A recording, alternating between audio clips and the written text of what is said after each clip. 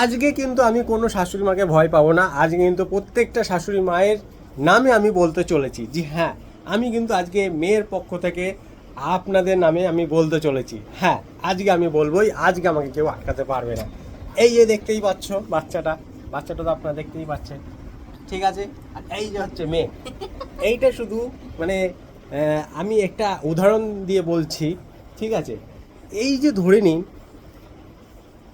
পরের বাড়িতে মেয়ে একটা আসা, পরে মানে লোকের বাড়ি থেকে মেয়ে আসা একটা ছেলের জন্য, ধরে নিন একটা ছেলের জন্য আসা, মানে সেই ছেলেটাকে মানে তার যে ধরো একটা বংশ পরম্পরা এটা বাড়ানোর জন্য, হ্যাঁ, একটা ধরো লোকের বাড়ি থেকে মেয়ে আসছে, সেই লোকের বাড়ি থেকে মেয়ে এসে তার জীবনের রিস্ক নিয়ে, তার তো জীবনে অনেক কিছু হয়ে যেতে পারে, তার জীবনের রিস্ক নিয়ে একটা ধরো বংশ পরম্পরাকে বাড়ন্ত বা একটা বাড়ায়।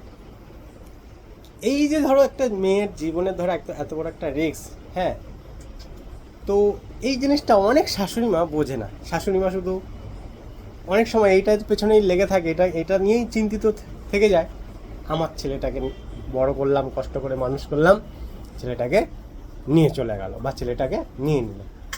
কিন্তু এই যে ধর একটা লোকের মেয়ে, এর যে একটা অবদান, এর যে একটা ত্যাগ, এই যে একটা লোকের বাড়ি থেকে যে মেয়ে একটা ছেলের বাড়িতে এসে যে তার যে জীবনের একটা রিস্ক, তার তো বাঁচা মরারও একটা রিস্ক নিয়ে থাকা, তবুও সে কি পায়, লাস্ট পর্যন্ত সে কি পায়।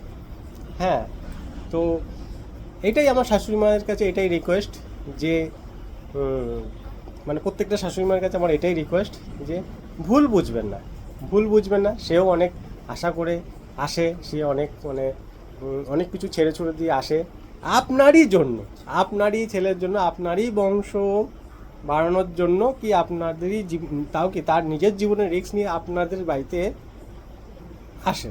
বুঝতে পারছেন? লজিকটা বুঝতে হবে। যে এইটাই আমার কি প্রত্যেক শ্বশুর বলো শাশুড়ি মা বলো, এটাই আমার একটা বোঝানোর ছিল। আর আমি এটা বুঝতে পেরেছি কোনো না কোনো দিক থেকে, আমার মনে হয় এই জিনিসটা আমি বুঝতে পেরেছি যে শুধুমাত্র ওই খাওয়ার, দেখুন আমি প্রত্যেকটা বাড়িতে এই জিনিসগুলো হয় না, খুবই কম রেয়ার বাড়িতে হয়, কিন্তু অনেক বাড়িতে দেখা গেছে ছোটো মোটো এই খাওয়া দাওয়া নিয়ে সমস্যা, অত্যাচার, তারপরে আরও নানান রকম ছোটোখাটো দিয়ে শ্বশুর শাশুড়ি কি বৌমার উপরে অত্যাচার, অনেক এইগুলো কিন্তু অনেক সময় দেখা যায়। তো কিন্তু লজিকটা কিন্তু খুবই মানে যদি বোঝা যায় তাহলে কিন্তু দেখতে পাবে অ্যাকচুয়ালি লোকের বাড়ি থেকে যে মেয়েটা আসছে তার কিন্তু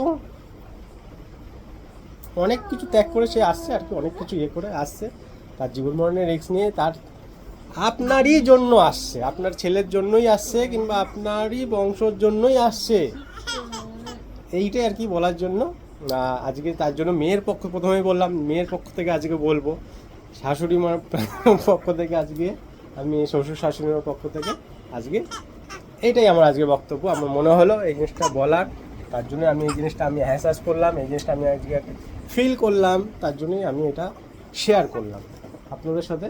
তো খারাপ ভাববেন না, নিজের ছেলে মনে করে নেবেন, খারাপ ভাববেন না। আমার এই জিনিসটা মনে হয়েছে, আর কোথাও না কোথাও থেকে ঠিক সেম টু সেম যারা এখন এই জেনারেশনে, যারা এখন এই জিনিসগুলো করছে, শ্বশুর শাশুড়ি যারা আগে, আপনারাও হয়তো এই বয়সটা পেরিয়ে চলে এসছেন, শ্বশুর শাশুড়ি হয়তো এই এই যে বয়সটা হয়তো পেরিয়ে চলে এসছেন।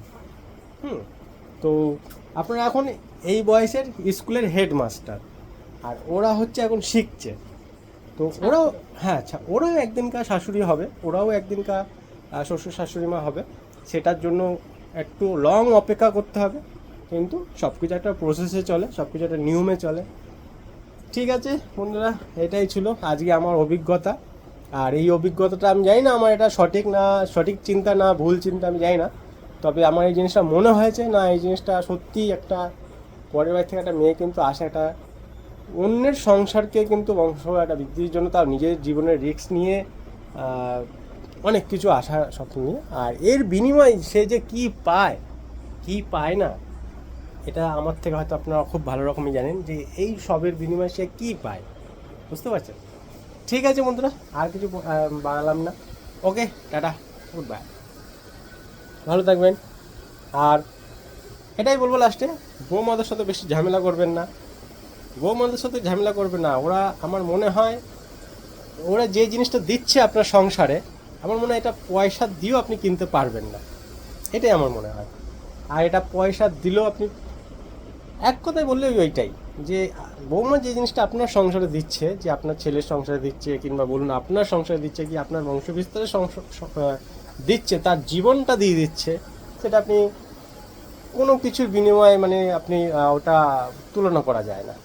এটাই, ওই জন্য আমি প্রথমেই বললাম বৌমার সাথে ঝামেলা করবেন না, বরঞ্চ মানিয়ে নেওয়াটা সব থেকে বেস্ট। আজকে আমি পুরোপুরি বৌমার পক্ষ থেকেই কথাগুলো বললাম।